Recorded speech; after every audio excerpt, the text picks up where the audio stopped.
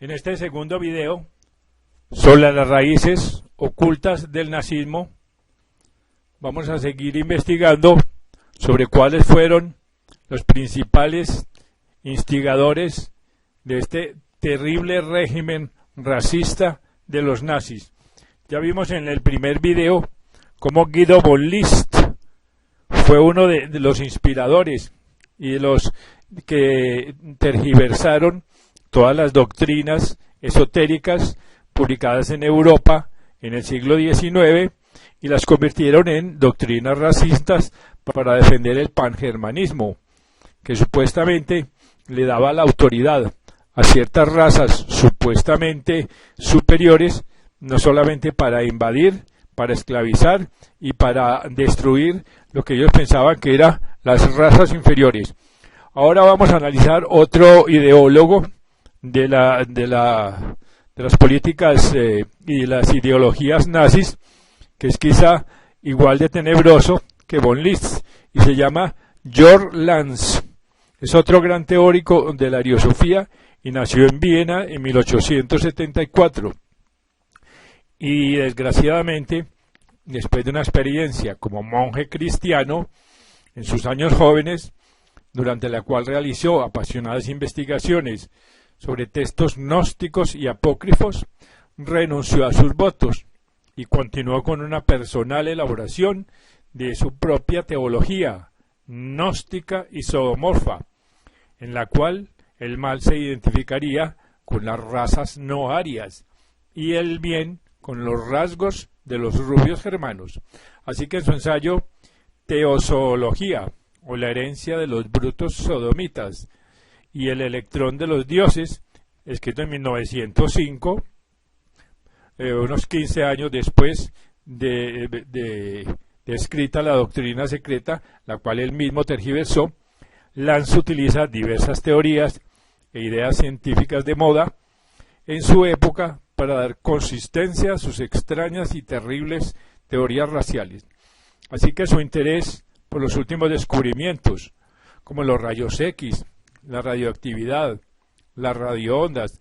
le llevaron a elaborar una singular teología científica, que era lo que él llamaba a sus escritos, en la que los dioses representarían la forma más elevada de vida y eran poseedores de poderes especiales de recepción y transmisión de señales eléctricas provenientes de los órganos situados en la glándula pituitaria y pineal,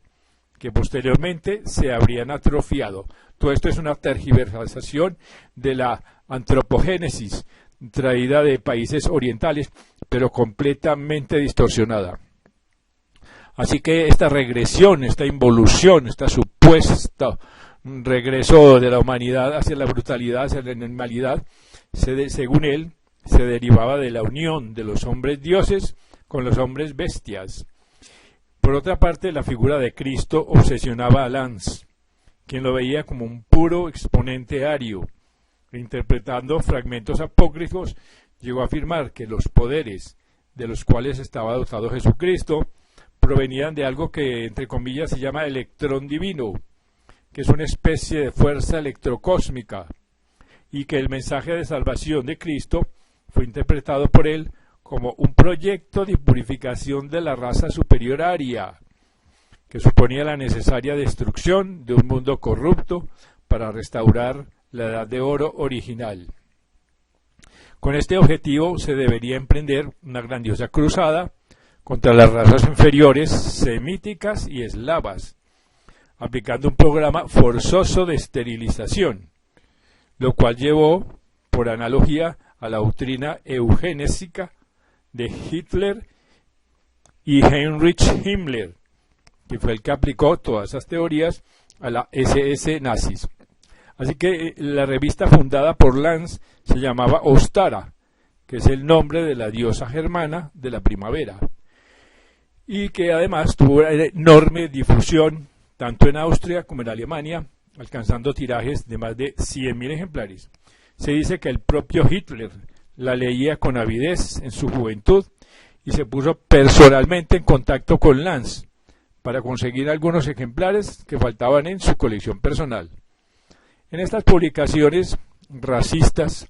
escribían ocultistas e ideólogos que instigaban a la rebelión contra las razas subhumanas, que supuestamente estarían gobernando la nación germánica y el mundo. Así que la salvación se obtendría mediante el rescate de la antigua sabiduría aria que había sido difundida por antiquísimas civilizaciones como Hiperbórea y la Atlántida. Una vez más tergiversa toda la teosofía. Así que el error original de los hombres dioses era similar al que encontramos en el capítulo 6 del Génesis, cuando unos supuestos hijos de Dios bajan a la tierra y se aparean con las hijas de los hombres. Ostara, la revista, ofrecía una esperanza de redención mediante la destrucción de las razas inferiores, que supuso más tarde la base ideológica de la eugenesia nazi. Así que en su teoría Lanz también utilizó la astrología y definió la historia de la humanidad como una guerra entre razas, cuyo final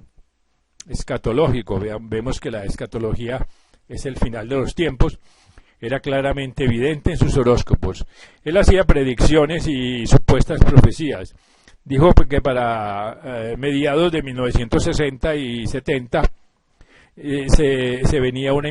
supuesta invasión mongola, que había de presagiar la destrucción del sistema mundial en favor de una regeneración racial. A esta le seguiría un nuevo milenio, guiado por una especie de iglesia aria, en la cual una élite, iniciada en los secretos herméticos del germanismo, podría guiar y tendría derechos sobre todo el planeta. Así que dicha casta de monjes guerreros, entre comillas, fue el antecedente del orden negro que configurarían más tarde las SS bajo el mando del ya mencionado Heinrich Himmler. Así que como Liszt, también von Lanz fue influido por el ejemplo de los caballeros templarios, porque el fundador de la orden cisterciense, de la que había formado parte en su juventud, era San Bernardo de Claraval,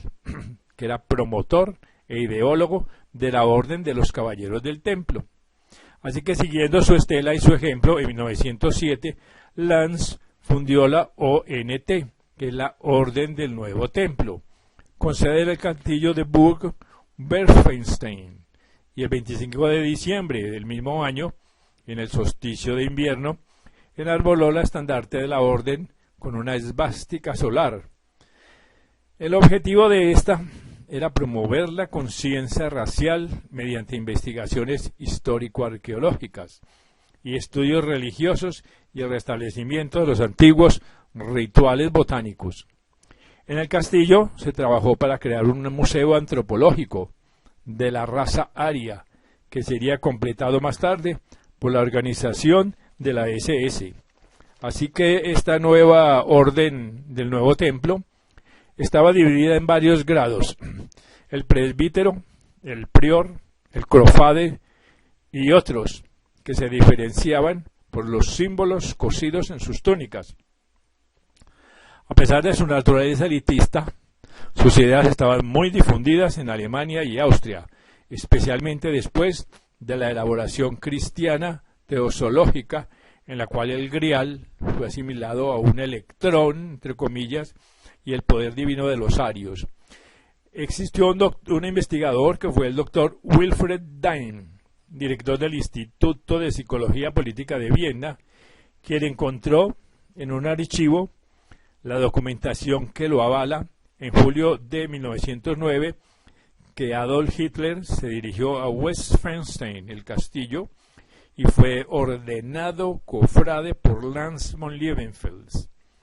Y este es un hecho fundamental en tanto implica la prueba de una conexión íntima del futuro Führer con la ariosofía, casi una década y media antes de su irrupción como líder del partido nazi. Así que en los años posteriores, sin embargo, el Führer trató de borrar las huellas de este encuentro y lo enmascaró como una convergencia simplemente casual entre corrientes que compartían la misma ideología. Sin embargo, resulta evidente que todos los elementos del ocultismo ariosófico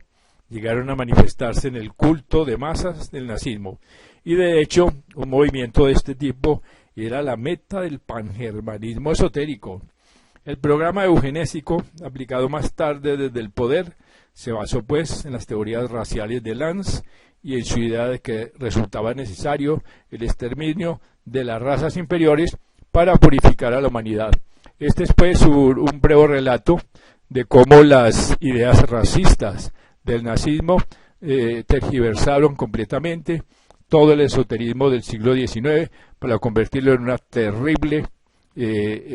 teología e ideología completamente racista.